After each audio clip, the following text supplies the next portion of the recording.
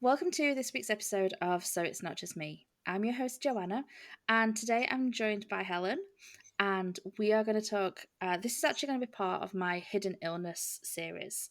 Um, Everyone knows I talk a lot about my hidden illness, which isn't really an illness, it is migraines and how I suffer for them, and I have to adjust things in my life for them. But the people I'm going to be talking to over the next few episodes have some serious illnesses, adjustments that they've had to make. So, with that, Helen, can you introduce yourself and let us know why you're here? Hi, so I am Helen, and Joe and I actually have a mutual friend who bribed me to take part in this podcast. But I'm here to talk about my life living with fibromyalgia. By bribe, she means we bullied her. Yeah, We can say basically. that we did bully her. So, so thanks. So when was you first diagnosed with fibromyalgia? So I was diagnosed in 2017, but my symptoms started in 2016. Right. So it was a sort of a year to diagnose. So almost 10 years now that you've been had it. Yeah, Gosh. yeah. What was like the first symptoms that you was like something's not right? Um, I woke up in the middle of a night one night back in it was in the July of 2016, and my legs were throbbing. Every part of my leg was in agony, like pain I'd never experienced before. And I couldn't stand up, I couldn't put weight on my legs. I was just in absolute agony. And I took all the painkillers that I could possibly take throughout the day.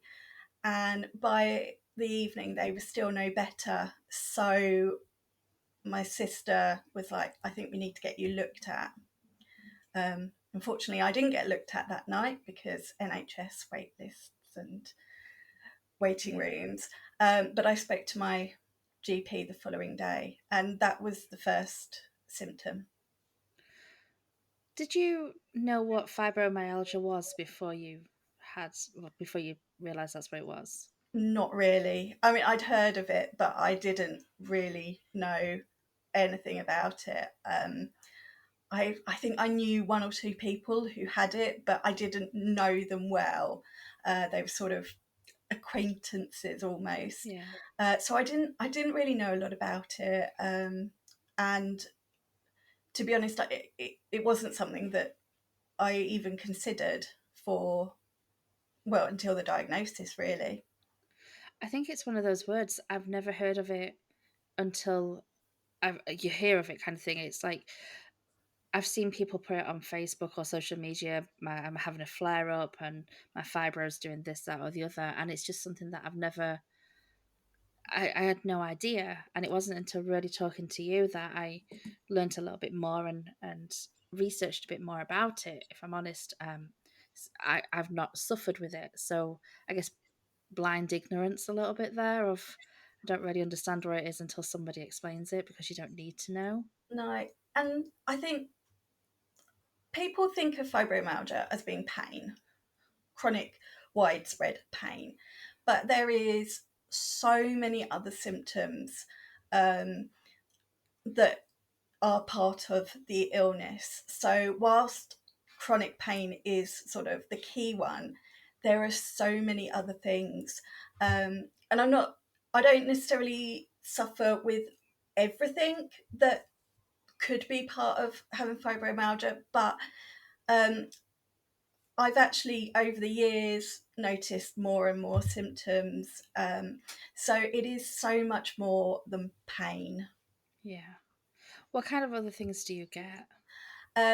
So alongside the pain is weakness, Right. and but then there's also chronic fatigue is another big symptom, and alongside that insomnia, which Oh, I love that they go together because you're knackered and you can't sleep.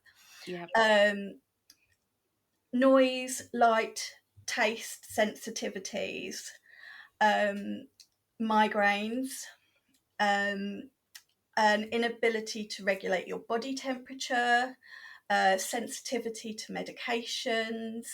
Other people suffer with sort of digestive issues, IBS, and there are others, and I'm sure It's there are others that I have, but I can't think of them at this moment in time. There's just so many. it's like an endless list. Yeah, and when you know, when I see articles that list different symptoms, and I think, oh, that's where that's come from then. So it's always interesting, but there's also that danger sometimes of saying, oh, it's a fibro symptom, and not doing everything to make sure it's nothing else. So it's my GP and I. It's finding that fine line between, is it a fibro symptom, or do we need to do some blood tests or tests to see if there is something else going on? That's something I've not thought about before. That's quite scary thinking, oh, yeah, it's just fibro when it could be something even more serious that Yeah. is affecting you. That's crazy. I- So I mean, my one example there was, I can't remember if it was last year or the year before. I started suffering really badly with migraines. right. I'd had headaches, and a lot of headaches, especially like when I overdo it or my pain was bad, a headache would be alongside it. But I was suffering with full blown migraines that were keeping me in a dark room for days. And I spoke to my doctor, and I raised it. I sort of just raised it. I wasn't there to talk about the migraines, I was just there for a catch up. And she's like, it could be just fibro, but I think we ought to do some blood tests just to rule anything out. Yeah. Um, so that's what we did. And my blood test came back fine. There was nothing else going on. So she was like, I think it must just be a fibro symptom. Here's some more medication, sort of thing. And then this summer, I had exactly the same, these awful, awful migraines.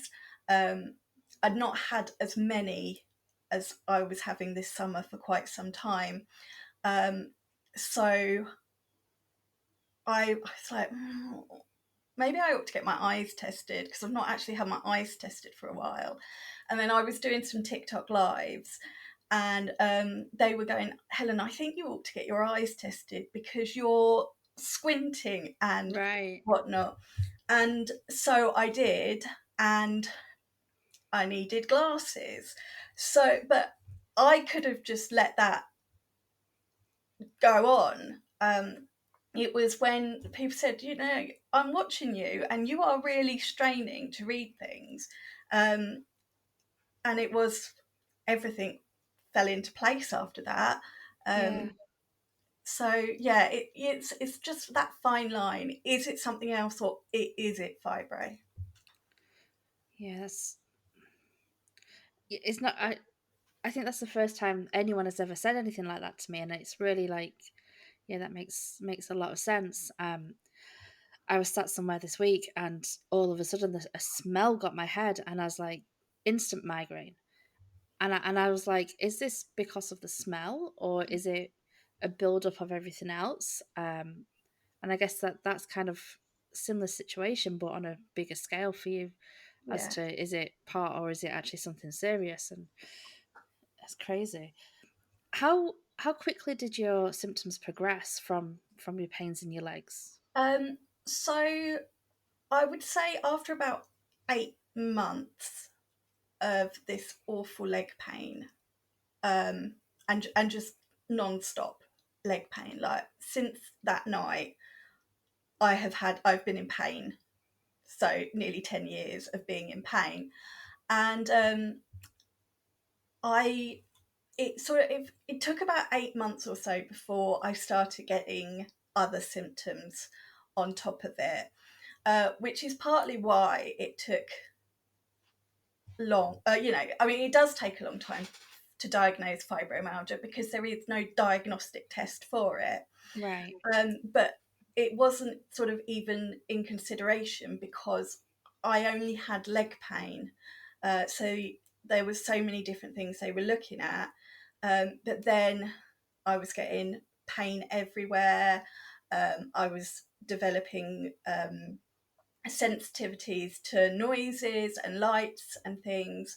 Um, and at that point, they'd exhausted all different tests for Right. arthritis and various other things. I'd had steroid injections that did nothing. Um, so, yeah, it was kind of like, well, actually, you are exhibiting more and more symptoms now. I think it might be that it is the only answer. Does it lead to things like arthritis and other long term illnesses? Um, I think there's a possibility, but again, there's so little known about it Right. that that people are still learning. But um, I do think I think people with arthritis and fibromyalgia, it's more common now to hear of people with both. Um, so and arthritis is in my family as well, Right. but so far none of my blood markers or anything show any signs of arthritis. Well, that's a good thing at least. Yeah. Is it something that, because again, I don't know much at all, and I'm learning from what you're telling me, basically. Is it something that is more likely at a certain age, or is it something that it's not discriminative of age or gender or anything like that? No, no age. It's more common in women, but it's Okay. not unheard of in men. But no, it can hit at any time. And we did some research because we're like, why now? What's happened to cause this? And I think there was four things that could actually trigger it. It was like a stress or bereavement, grief, something big that had upturned your life, illness, uh, injury, and I'm sure there was something else, and I can't remember now. I'd had a chest infection for 3 weeks beforehand, um, and I'd been on antibiotics, steroids because I'm asthmatic, um, and so I'd been very unwell with this chest infection, um, and and then we think that is what triggered it, the chest infection. Right. Though originally it was thought, is this a side effect from the steroids? Because I was on the second course of that. Um, so they were like, it could be a side effect. Let's stop the steroids, and then nothing happened. Um, Right. so it And was then, sorry. yeah, it's okay. Um, I was just gonna say, well, like, what was like the hardest adjustment that you had to go through from? Because I know that you was saying previously to me how independent you was before, and then you kind of like in all this pain. So if you're in all this pain and you're getting these migraines and things as well that are locking you away for days on end, how did that change like your life? I mean, it has been life changing. Um, and like even this year, I have had a really bad year with my fibro this year. But and so I'm always like adjusting, and almost going through the grieving process again when I've had big flares and things. One of the hardest adjustments was losing my independence. I just turned 30, um, and at the time I had my own business, I had uh, sporting commitments, I had family commitments, I had friends, I had a really busy, full on life that I loved. And overnight, I lost the independence to be able to do all of that, because Yeah. I physically couldn't stand and walk without support. And my legs were in such a bad way that I didn't feel safe driving. Um, and so I was 30 years old and reliant on my dad and my sister for everything. Yeah. And I know that you've got a very, very good relationship with your dad and your sister, so that's obviously a really good plus in in that respect, I guess. Um, and what you said about like losing friends and things, I that's something that kind of understand as well. Going back to my migraines, I can't make plans at weekends anymore Yeah, because I know if I've had a bad week, I'll most likely have a migraine at the weekend. yeah, And it's I'm assuming that you feel something similar where you daren't make plans, you daren't look forward to doing things because it's, well, what if one of those days is a bad flare up day, even if you've done everything possible to try and not have some sort of flare up or incident, it's just yeah, out of the blue. absolutely. Um, and it is, it's almost impossible to make plans. I could wake up one day and I could be like, oh, hey, this is a good day. I'm in pain, yes, because I'm never not in pain, but I'm managing it. I can get Yeah, out of bed, I can get dressed, I can get down here in my studio and things. And then the following day, it would be like, I can barely put any weight on my legs because yeah, I'm in so much pain. Um, okay, maybe I had overdone it on a good day, which is always a possibility, especially with me, but it is really, really unpredictable. But I I kind of got to the point where I'm like, I can't not try and live my life. hmm, I can't say no to everything. Um, but I have friends now that are incredibly understanding and supportive. And if I'm having a bad day, they don't care at all if I have to cancel or anything. But I don't make loads and loads of plans.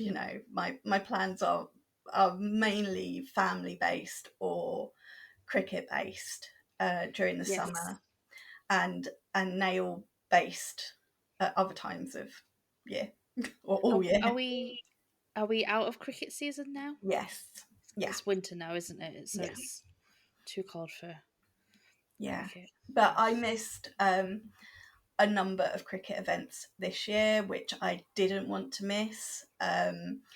I managed some, which I was really pleased I managed, but there were others that I was absolutely heartbroken at having to miss.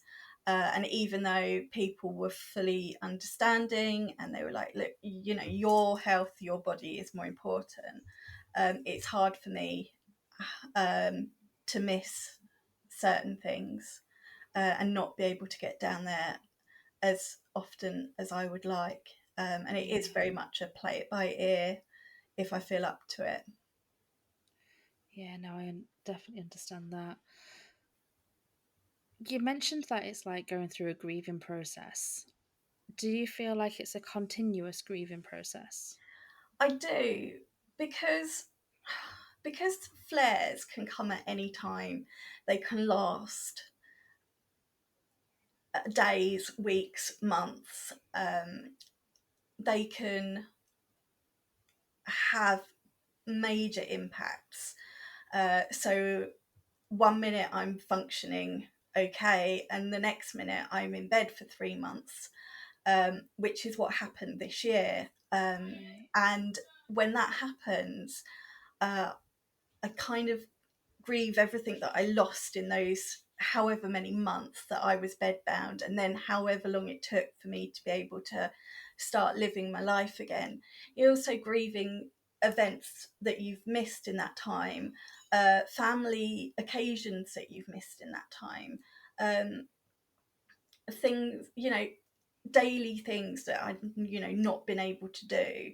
Um, and then you sort of, as you come out the other side, it's still in the back of your head. You're like, that can happen again. Yeah. Don't get too comfortable. Don't get too invested in things, because in a week's time you could be back there again. So it's trying to find that balance so that you're not like depressed all the time, because it would be very easy to just hide in bed, Yeah. depressed all day every day. It sounds like walking on the edge of a cliff constantly, Yeah, never knowing if you're going to fall or if you're going to be stable or. That's, it's absolutely that. I mean, I know I'm better at knowing my triggers and things now, um, and taking precautions, and sort of listening to my body. But then at the same time, it's like, I don't want to just wrap myself up in bubble wrap and cotton wool and things for my entire life. There are yeah. things that I want to be able to do. Um, so then it's like prioritizing, pacing, words that I absolutely sick of these days, because it's just, that's what my life is, but that's what it's got to be. Um, so Is it something that will ever get better? so there's no cure as such, but yes, you people can start to live a better life, finding treatments that work for them. Um, but there's always that risk of a flare up, and that flare up could make things worse for a long period of time again. It could take your sort of your baseline pain levels to a higher level. Um, so yeah, it is one of those, like, there is chances that I could get some mobility back, um, but at the same time, I might not, and it might only be temporary. So, Right. I mean, I can walk. I say this: I can walk, but I can't do a lot, and I need support with walking sticks, crutches, or grabbing onto a person. Um, and I can't walk very far without my legs becoming very weak and Right. me becoming very tired. And so using a wheelchair gives me more independence when I am out and about, because I can I don't have to just sit in one place. I can move here, there, and everywhere, and I don't get so tired because I'm not on my feet all the time. Right. Right. Yeah. Can I go back to when you was first getting diagnosed and things? How hard was it to get your doctor or anyone to believe what was going on? Like, how often did you just think, "Am I being a hypochondriac?" or Yeah. was that being told to you? Um, at one point, I was sort of not so much outright accused, but I was making it up. They thought, Right. couldn't, you know. So I was referred to a rheumatologist, um, and he did tests, scans, everything, and everything was coming back fine, normal, um, which it does in fibro. That's, you know, you effectively rule everything out, and yeah, we could tell that he was just like, there's nothing wrong with you. There's absolutely nothing wrong with you. Right. Um, and I was very lucky that my sister was able to take me to every single one of my appointments. And she was a real advocate for me. She pushed, she stood up to him and said, she is not making this up. Um, and she was the one that originally made the fibromyalgia suggestion to him, um, because she was like, look, her symptoms are more than just the pain in the legs that we started. Yeah. And it was her that was sort of like my knight in shining armor when it came to it all. If it had been me on my own, I don't know where I would have got, because I was getting very upset by this consultant who really did just think I was making it up. And I guess as well, you said you was like just turning 30, and we're still young. Yeah, At 30, you're still young, you're still not sure, and you're going to see these experts who you kind of think, well, they must be right. So to have somebody to fight on your corner when all these different things are going through your head, that's great that you've got that support system. yeah. I mean, my sister she is truly incredible when it comes to any sort of appointments now, because there you go, that's another symptom that I've got, brain fog. I get very easily overwhelmed with information. I don't necessarily absorb information. I don't remember simple things sometimes. um, so she was there for everything, to take it all in, uh, to ask the questions, to remember what they've said, and things.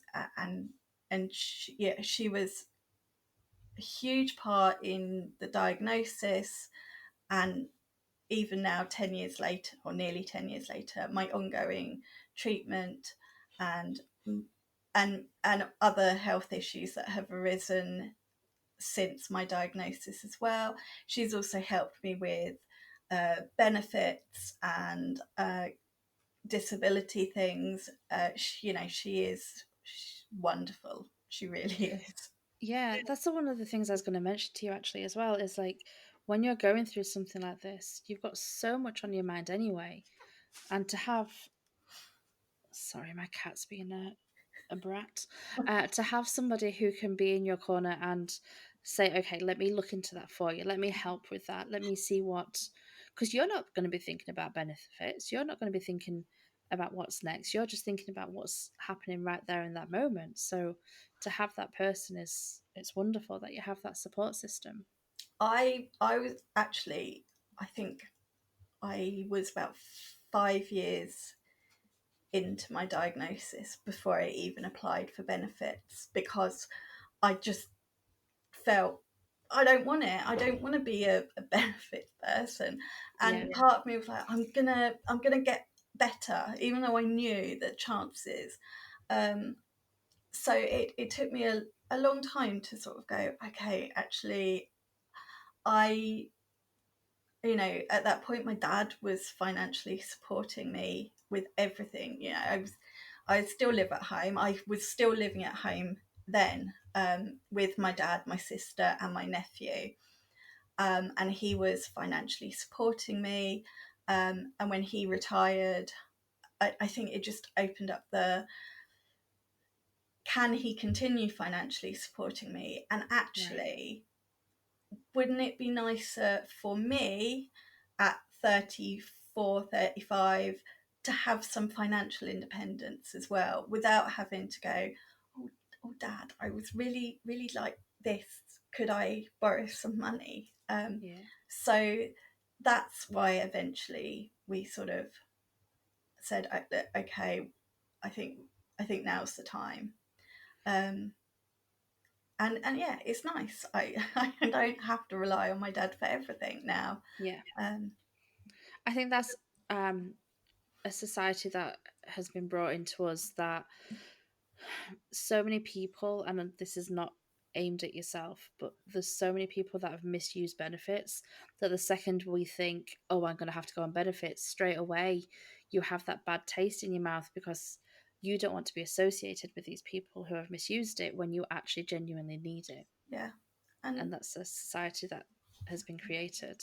yeah, and I thought, I don't, and I almost felt for a long time I didn't deserve it, really. Like, um, I could get out of the house. Okay, I could only get out of the house with somebody who could help me with my wheelchair and things like that. But I, I didn't feel like I deserved to be on benefits, Right. and then when we looked into what was available to me, and um, I've ended up in the higher bracket for everything because of my mobility issues and other things. And it's like, you do deserve them, you are entitled to them.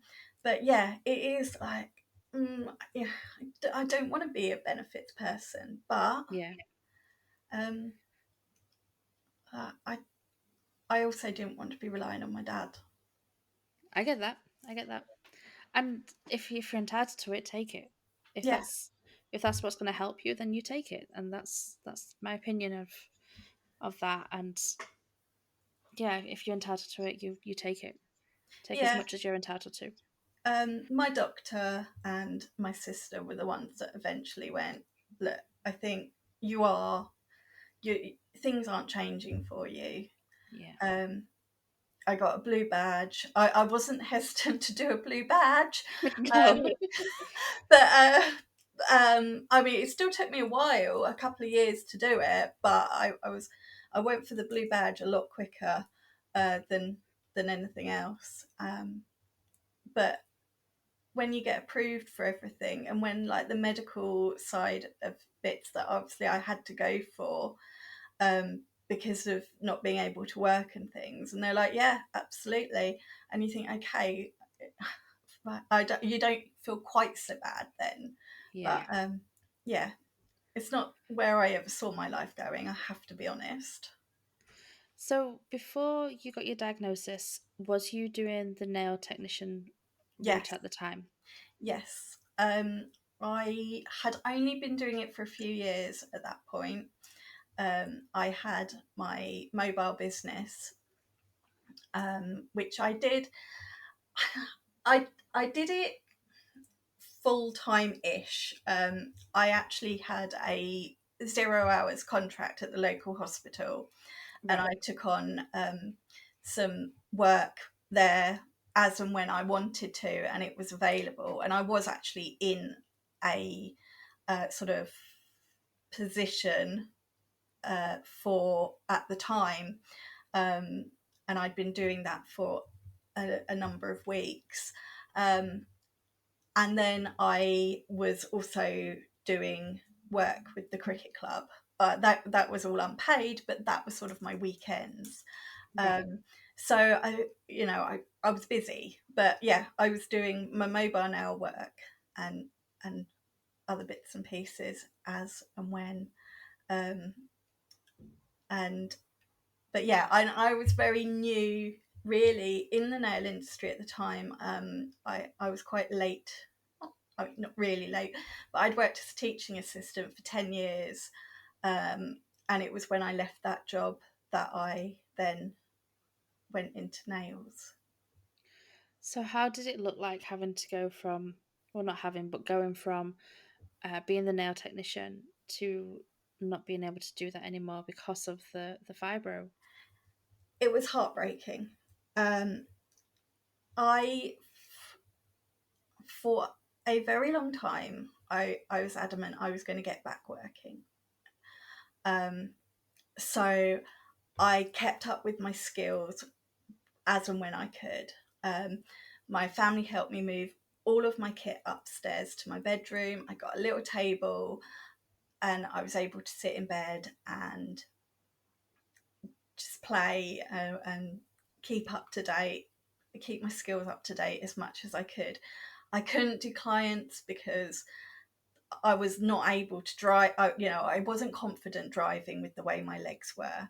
No Right. one ever said to me, "You can't drive." It was a choice that I made because I just did not feel it was safe for me.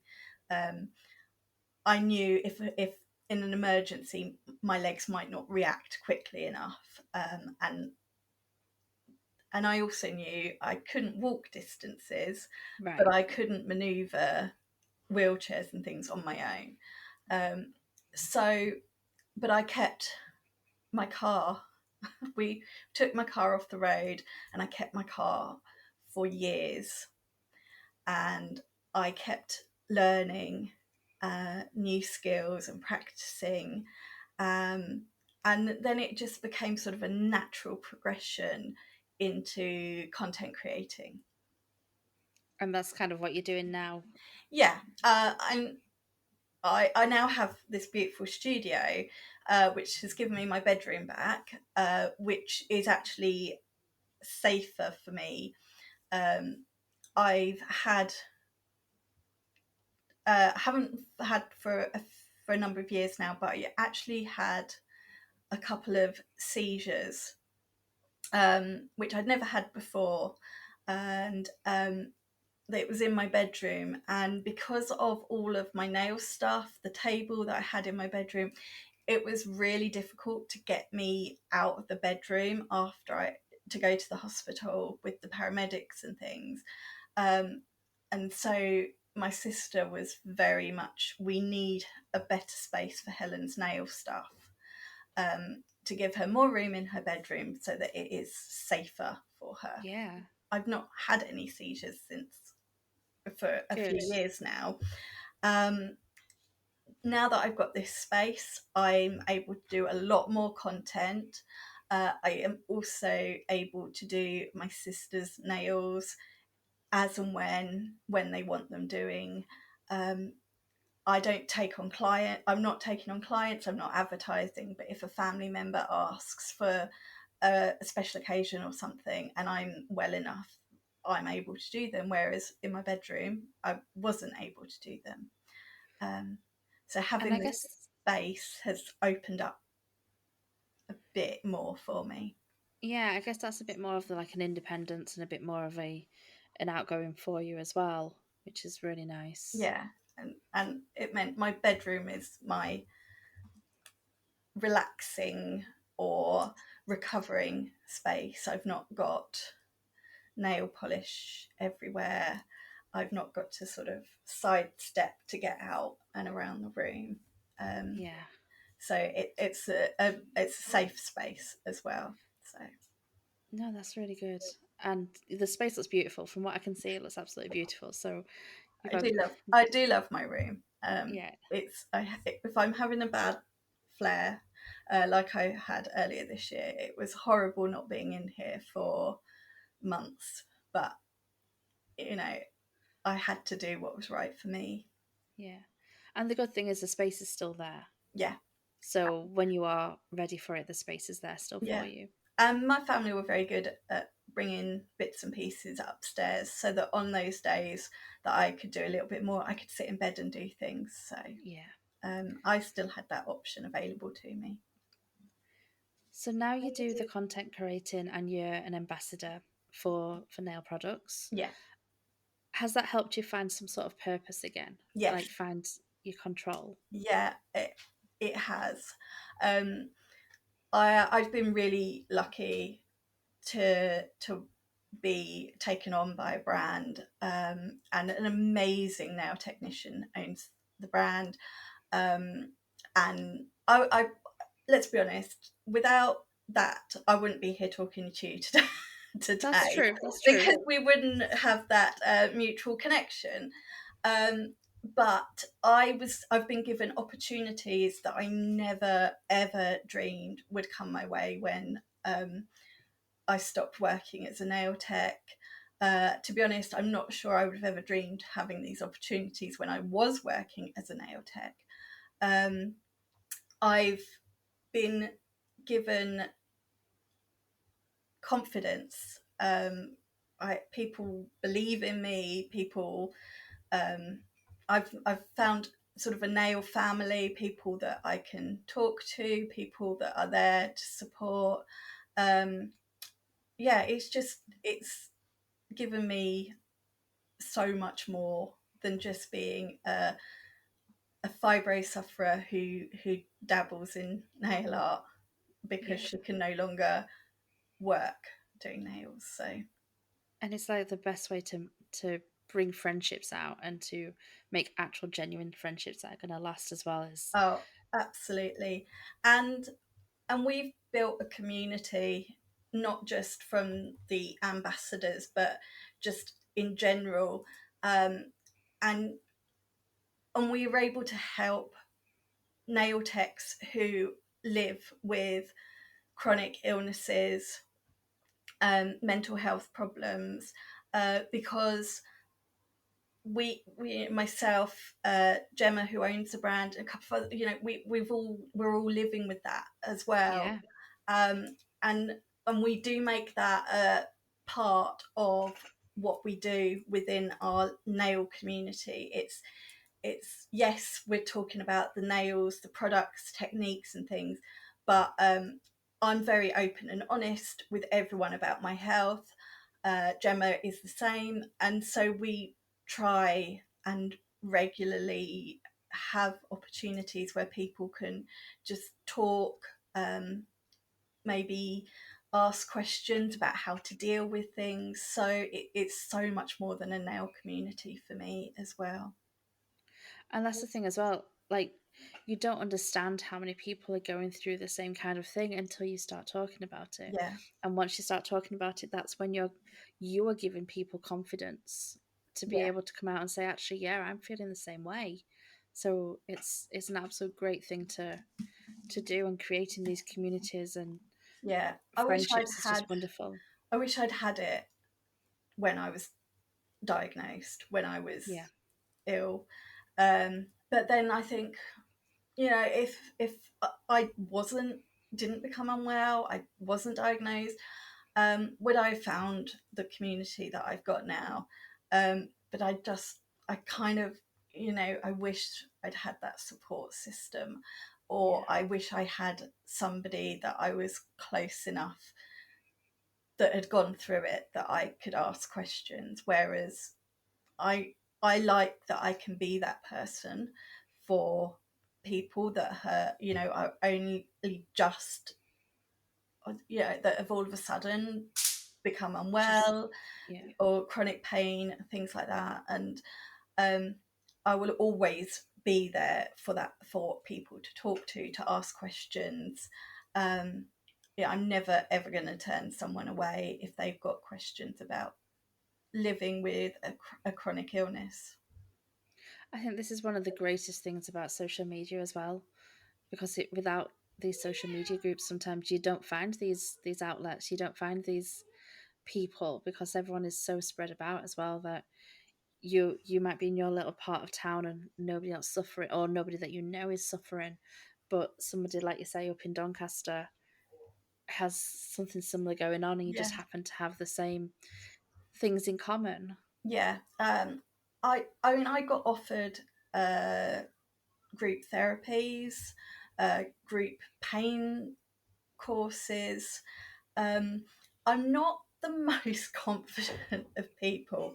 I talk about doing content creating and social media and things. I'm not a very confident person. I I have real anxiety. I'm not good with people I don't know.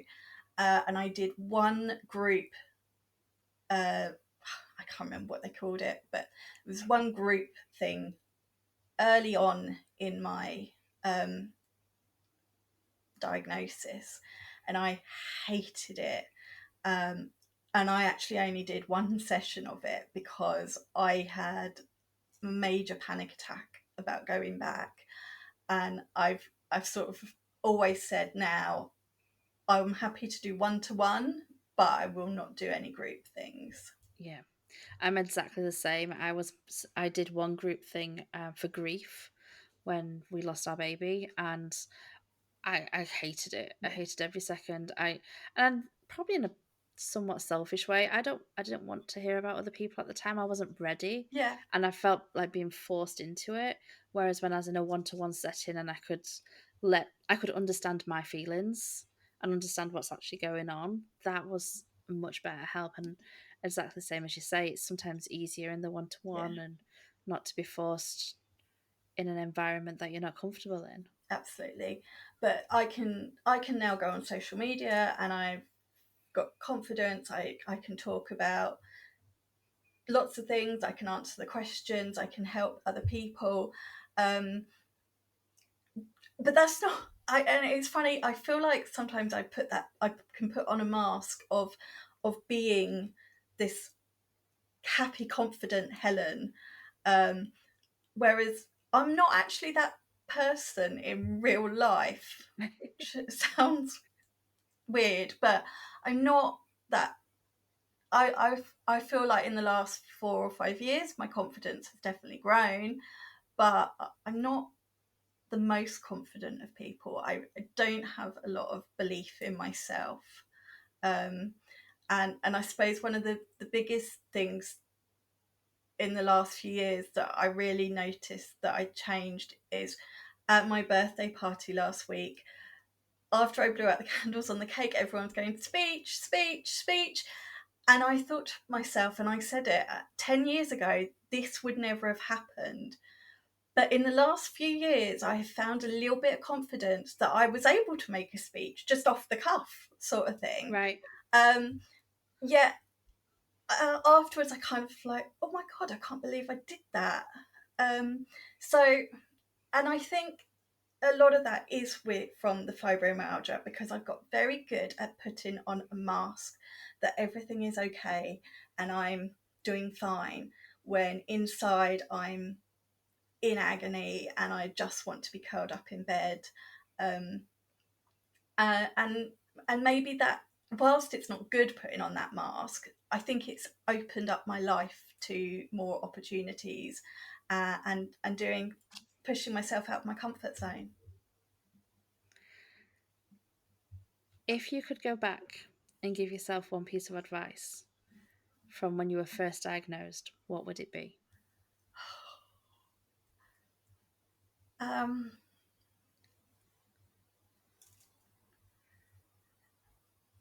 it's not the end of the world. I know that sounds really naff, but at the time, all I'm thinking is, um, everything I love, everything that I'm passionate about doing, I've lost. Um, Everything is going to work out. New opportunities will come, and so just because right now it feels like the end of the world, it is not. But you've got to go through those stages of grief. Yeah. That's really important. Is those stages of grief. And apply for the benefits when you Yeah, first can. but yeah, I mean, certainly in the last 5, 6 years, I've learned a lot about myself. And I've also learned that I can do more than I believed I could. And I'm a bit more capable than I give myself credit for. And I can stand up in front of 100 people and give a speech. There That's more wasn't than I can 100 do. people at my birthday party, but that was a different occasion. Um, but I can do it. Yeah, that's more than I can do. I can't even sit in a room of people I know and give a little speech. We have to They do were all them every now people and I know. again. Oh no, we have to do it every now and again at work. No chance, can't do that. Hate it, even if it's something I'm passionate. Nope, can't do it. No. Flustered, can't remember my own name anymore. Because I'm one of the most senior officers at the cricket club now, um, I'm sort of, if certain people aren't available for things, I am the next person on the list, Right. and I'm also, because of my roles at the cricket club, I regularly now have to talk in front of people, and I can do it. I'm sometimes don't believe I can do it, but I can do it. And doing the social media stuff, it's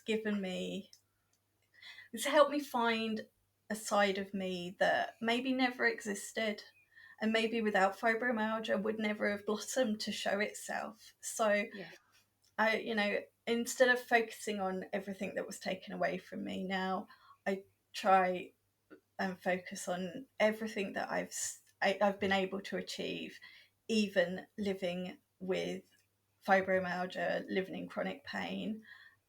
It's not always easy to stay positive, and it's not always easy to focus on those things that I have achieved, but it it's important to do that.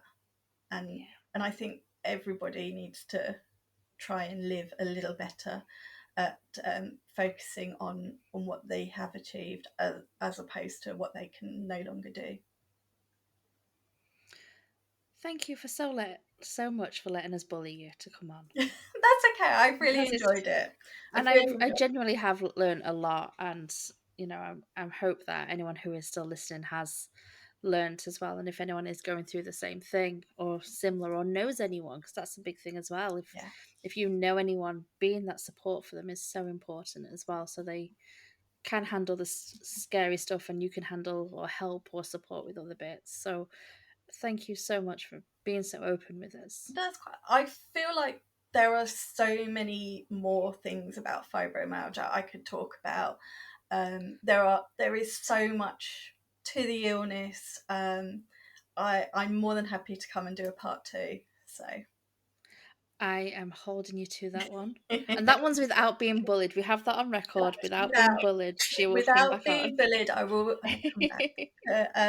Absolutely, I think the more it's talked about now, um, the better. And I sort of said about how much I've grown in the last 5 or 6 years, but actually, in the last 18 months, um, my pain levels are up here. I've had a bad year, uh, being bedbound in a really bad flare, but I have found some confidence in talking, Yeah, and being on social media and doing the bits I do, and I get a lot of joy out of doing it now, and not just when I'm talking about nails, because 9 times out of 10, when I'm talking about nails, it will go into physical and mental health as well, and I'm a massive advocate of talking about it. yeah. Same. I think That's why I'm here, is to help wherever I can. Um Anyone who's still listening, thank you for being here, and Helen, and until next time, thank you.